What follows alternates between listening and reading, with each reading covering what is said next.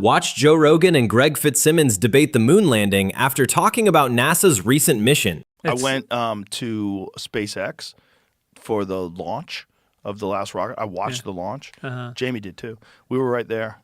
And I went into the control room with Elon and watched the entire journey while it was flying over the Earth, and it lands, it touched down in Australia in the ocean.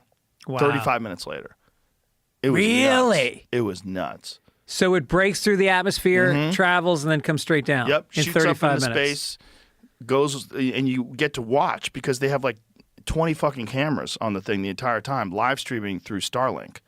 So you're live streaming the interior, they're monitoring the pressure of the cabin, they're monitoring all these different things.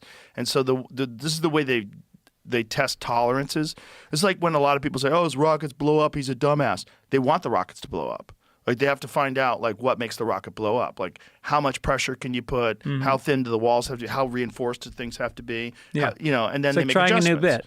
They make adjustments. Yeah. That's what they do. Like so they've calculated in a certain amount of failures that they expect to have. Yeah. And this one actually had a failure but still landed. So that's going to be the new first class, is going to Australia in 35 minutes. Wow. Boom. That's crazy. Nuts. 35 minutes. Touchdown in the ocean. But a pretty intense ride, I would imagine. I mean, Not only that's not that, a smooth but ride. touchdown in an exact spot where they had boats ready. They had cameras filming it. They filmed the entire touchdown. Does from it the have outside. to be over the ocean, or can they land on land? Well, his rockets can now land on land. You've seen how that thing comes down and lands on the ground, which is bananas. And then they stop landing them on the ground. Now they catch them with arms. It's even more efficient. You've seen that, right? Well, because Goes to these NASA was robot wasting arms, so it's- much money because every single rocket was ruined when it came back. Well, you know what's crazy? NASA is about to launch the Artemis mission, and no one's talking about it. Where's NASA that going? They're sending people around the moon and having them come back to Earth, and you hear nothing about it. Like, have you heard about it? No. Me neither. You know how I found out about it? Somebody asked me at the club. Some guy in the audience said, what do you think about the Artemis mission? I go, what is it? And he's like, NASA's got a mission that they're flying people around the moon. I'm like, when? He's like, February. I'm like, come on, really? Well, what's the mission? What are they trying to do? I don't know. Let's find out. Artemis They're 2. not landing on the moon. Not this time. Okay. No, this time I think they're just flying. Isn't it weird? Have we landed on the moon since the 60s? If we ever did in the first place? No. If Are we you ever being did in the serious? first place. Yeah. I don't know if we did. I don't know if we did either. I used to believe it before COVID. No, I didn't. I didn't believe it for a long time, and then I said I'm probably wrong. I don't know what I'm talking about. Let me just leave it alone. And then I got back into it again, and I was like, but it doesn't make any sense. It doesn't make any sense that these guys went, like Neil Armstrong basically went into hiding. And then at the 25th anniversary of the launch, he gave the most cryptic speech for this team of high school graduates, like these honor students. Yeah. You should see the speech because the speech is nuts. And then I went back and watched the post-flight press conference when they supposedly landed after they landed on the moon and came back home. It's like a hostage video. It is the weirdest behavior. Yeah. They seem like there's a guy who's a body language expert. He's like, these guys are all being deceptive. He analyzed it on YouTube, and he's like, this guy, what he's doing here, like this guy's being deceptive. This is clear deceptive behavior. I mean, I've checked it so many times online, and everybody said it's been refused. But my whole thing is like, But it hasn't. it was 1969. I had a 69 Chevy, and I used to drive it from Boston to New York, and it would break down about half the time. Yeah, but that's different. That's different. Is it? Yeah. It's still it was a gas-powered engine. Right, but it could go if you had to take one trip with it, it would make it. They were just not that good over time. You know, I mean, how they much? weren't that reliable. What was the equivalent computing power that they had on that Apollo that we would have? Is it our phone? Your is our phone is way more powerful. Yeah. You're way more powerful than a room of supercomputers. However, it doesn't take like immense computing power once you've got the calculations and you understand the trajectory and that you're going to use the gravity of the moon, you're going to slingshot around the moon and come back. That's not the problem. The problem is the Van Allen radiation belts. There's a thick band of radiation that surrounds the Earth. And Not just that, but they tried experiments to blow holes in that radiation belt. There's this thing called Operation Starfish Prime, where they launched nukes into space and had them detonate them in the belts. And they thought they got blow a hole through it. Mm-hmm. Did the opposite. Made the belt supercharged. Made it way more radioactive. Yeah. Yeah. At least temporarily. Uh-huh. The problem is they've never sent anything out into deep space and had it come back alive, except the Apollo astronauts. They never even sent a chicken out there and had it come back alive. There's all sorts of crazy shit with radiation and solar. If there was any sort of solar flare, everyone's dead. Yeah. If there's any sort of like weirdness, space weirdness, radiation weirdness, dead. Very little protection, thin aluminum shield. It just didn't make any sense. And also, there's not been a single thing from 1969 that's not cheaper, easier, and better today other than the moon landing. And we haven't done it. Yeah, we haven't done it since 72. They went. Isn't that crazy? It's nuts. It doesn't seem real. Yeah. It was also the first time. By the way, where, can I just stop for a moment and go, having a talk about moon landing with Joe Rogan is a little bit like playing like pickup basketball with the Celtics. It's just a moment in time. I know too much. I know too much. I've spent a stupid amount of time of my life studying this. Yeah. It was also Werner von Braun, publicly said before he even got involved with NASA, you couldn't go to the moon. It's like it would take so much fuel to get there. It would take the rockets would have to be so big to get there that it wouldn't be possible. And he also went to Antarctica before the moon landings to pick up moon rocks. It was a publicly known trip. Antarctica is a great place to get meteorites because it's all white. It's all just so when they land, you can see them. Yeah. And a lot of our meteorites come off the moon. The moon gets hit, chunk flies off, enters Earth's atmosphere, lands on Earth. Yeah. It's commonly known, right? So he did that. And then they gave away a piece of moon rock that they got from the moon to the Prime Minister of the Netherlands, I think. Look that up. And this is like Buzz Aldrin, Michael Collins, Neil Armstrong presented this. Like, look, sir, we've given you a chunk of the moon. Turned out it was a piece of petrified wood. They had it analyzed years later. It was not a moon rock. They just fuck these people. Yeah. Give them that fucking colored rock over there. Tell them it's from the moon. And somebody got suspicious. They're like, what is this fucking It's like your thing? wife finding out it's a cubic zirconium Moon rock on her turns out to finger. be fake. Dutch National, boy, say that word. Rijksmuseum made an embarrassing announcement last week. One of its most loved possessions, a moon rock, is fake. It's just an old piece of petrified wood that's never been anywhere near the moon. And it was given to them. So, when was it given to them? Does it say? Okay.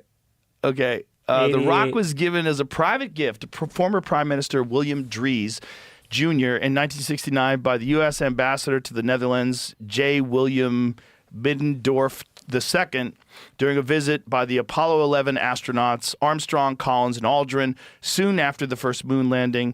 Dries had been out of office for 11 years but was considered an elder statesman. When he died in 1988, the rock was donated to the Rijksmuseum, where it has remained ever since. According to a museum spokeswoman, Ms. Van Gelder, no one doubted the authenticity of the rock because it was in the Prime Minister's own collection, and they had vetted the acquisition by a phone call to NASA. It was insured for approximately $500,000, but its actual value is probably no more than $70. So the value is what someone's willing to pay for it. I'll give you $100 for it. Sure. Sell it to me. Right. I want that fake moon rock. If anybody has it, I will give you $10,000 for that fake moon rock. Put it right on this fucking right there. table. That'd be And like, also, that's like, hilarious. they get to the moon, and you're like, all right, they made it to the moon in a 69 Chevy, and now they got a car. What? On the moon. Where'd They it had come? a car. Where was it? There's a bunch of shit, man. There's the flag There's an astronaut hops by the flag and it blows in his breeze in an atmosphereless moon. Like, there's so many problems with it. And you could say you're gaslighting yourself if you don't say there's no problems with the moon landing. It's fucking weird. The intersecting shadows, and people are like, well, it indicates two light sources. Like, no. It could be it could be, but it could be intersecting shadows because of different light sources. It could be not just the sun, but like a fucking studio stage. Wasn't there 'Cause there's something about lights in the horizon that should have been there? Well, light's in space, but the thing is, it's like if you're trying to film the surface of the moon in the day, you're not going to see any stars in the sky because it's going to be just like the stars on Earth. It's black. The light that's reflected off the moon's surface is probably going to drown out most of it. It's probably going to be like, you go out of New York City, you see a couple stars, right? Now think of the amount of light that's in New York City, and think of the sun blasting down on the white surface of the fucking moon and how much reflection that must give. That makes sense. But it doesn't make sense that they didn't set a camera up with the aperture set up correctly, where you get a time-lapse photo so you could get images of space. Yeah. That could easily have been done. They didn't do any of that. But the problem with that is, if you took a photo from the moon, astronomers would be able to go, well, that doesn't make any sense. This is not here. That's not there. That's not where these constellations would be. So it's too much work to like place all the stars in the exact order. So just have it black. Have it black. Yeah. Find the Apollo, the speech by Neil Armstrong at the 25th anniversary, because this speech is bananas. It's so cryptic. This is a guy who went to the moon, and he's talking to these genius kids. And instead of saying, "Hey, we went to the moon," listen to what he says, because it's fucking kooky. Put on the headphones. Oh, you gotta find it. That's not on your desktop, Jamie? That should be in a folder, a saved folder. We pulled that thing up about 30 times. There's a lot of weirdness to it, and also you're dealing with 1969. Richard Nixon's president. They lied about everything. They lied about going into the Vietnam War. They were about to do Operation Northwoods, where they're going to bomb Guantanamo Bay and blame it on the Cubans so that we can go to war with Cuba. They were going to blow up an American jetliner and blame it on Cuba. There was all the lies about drugs to start the war on drugs. Put the headphones on real quick. Listen to this. So this is the 25th anniversary. Let's hear it. Play this. On the 25th anniversary of the event in 1994, Neil Armstrong made a rare public appearance and held back tears as he spoke these brief cryptic remarks before the next generation of taxpayers as they toured the White House. Today we have with us a group of students among America's best. To you we say, we have only completed a beginning. We leave you much that is undone. There are great ideas undiscovered, breakthroughs available to those who can remove one of truth's protective layers. What does that mean? One of truth's protective layers? That's odd. Beyond. You're talking to genius kids, and you're leaving a cryptic mark about truth's protect. How about saying, I went to the fucking moon, bitch. You can go to the moon too. We could all go to the moon. We should go to Mars. We could colonize space. No. Great breakthroughs for those who could remove one of truth's protective layers. Truth. Protectively, like there's great breakthroughs, but you have to realize we didn't really go to the moon. Okay, that is one of truth's protective layers. Yeah. It's filled with, but you have to be willing to be looked at as a fool. Didn't Kubrick say that he shot the footage? No, that's all fake. Oh. That's all fake. Yeah, that's the big rumor. So the thought was that Kubrick was involved because it would take a genius to be able to film it to make it look like the moon landing. Could be possible. You're dealing with Kubrick that was coinciding with 2001: Space Odyssey. It was at the same time that all this was going on. During the same time period. So if there was a guy that could do it, it would be Kubrick. But is there any evidence that Kubrick even talked to them? I don't know. You would have to have someone like him, though. Yeah. Because you're faking this thing and you're trying to make it look pretty realistic. There's other problems. There's reoccurring backgrounds that are from places that are nowhere near the same place, but if you overlay them, they look exactly the same, like the same mountains in the background, the same topography rather. You can go for weeks and weeks down this rabbit hole and lose your fucking marbles. Yeah.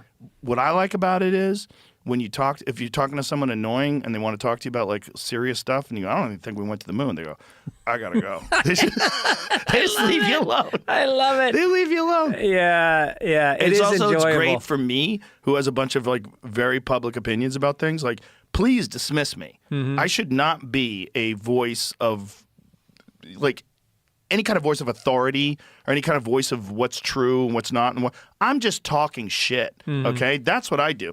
I'm not some official source of information. I don't want to be. So, like, I like talking about the moon landing because they go, he doesn't even believe we went to the moon. You're right. I don't. Good. Yeah. Don't listen to me. You don't have to listen to me.